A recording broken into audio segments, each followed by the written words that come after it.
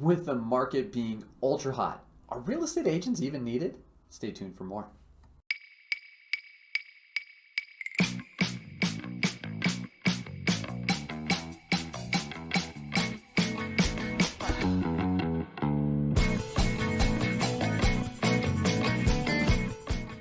Hey friends, what's going on? It's Mike Gold here. Thank you so much for tuning in. Listen, it's no secret that the real estate market is absolutely white hot. And because there is such a shortage of supply and such a huge amount of demand in the marketplace, is hiring a residential real estate agent even necessary? And will it save you any sort of money just to go ahead and do it yourself? Well, here's some information that you may want to think about.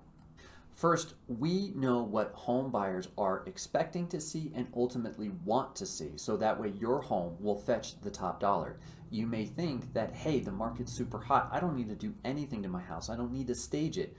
But if you were selling a car, would you not clean it up? Would you not make sure that it's detailed and presented nicely? Well, the same thing goes with real estate, but it's different. What should you be doing to maximize value so that way the money that you put into your house, you're ultimately going to get back in spades? Are there things that you don't necessarily need to do? And how and which do you stage and put it all together so that way you maximize your sales price? Well, that's the first point where we come in to help you out. Point two is that we're going to maximize the potential buyers that are going to be interested in your particular house. Just beyond putting a sign in the yard or putting an ad somewhere on Zillow or other respective internet websites, we have a much larger database of potential buyers to draw from, not only from the MLS, Zillow, Realtor.com, but we also can utilize social media to ensure that your home gets the most amount of exposure and subsequently creates the buyer demand that this market can generate.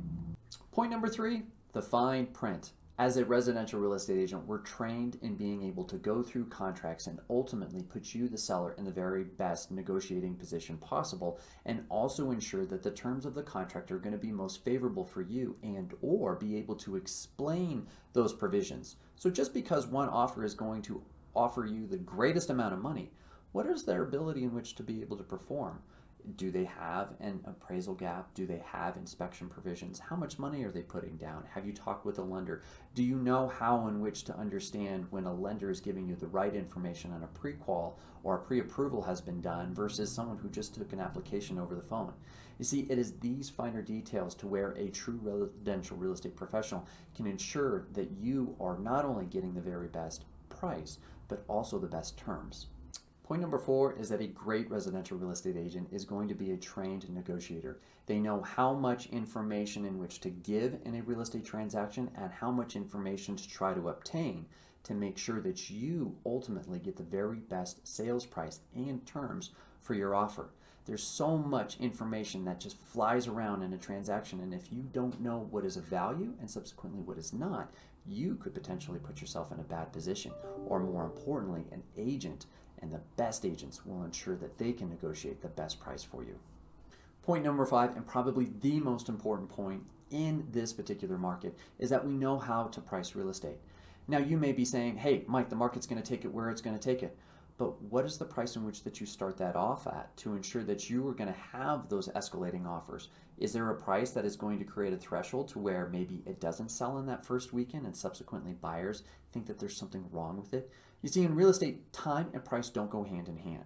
So you need to make sure that when you come onto the marketplace, you're set at the appropriate price. And also, too, maybe the price that an appraiser is going to appraise the home at to ensure that if the home doesn't appraise, you've got the provisions in the contract to make sure that you do get your price. Or more importantly, when the home comes onto the market, you're going to generate the most amount of activity at that particular price range and maybe garner an offer that you never thought possible. Bottom line, friends, there is a lot that goes into a real estate transaction, even on the sales side, and even when you have, for the most part, all the control in the marketplace to be able to dictate what ultimately you want.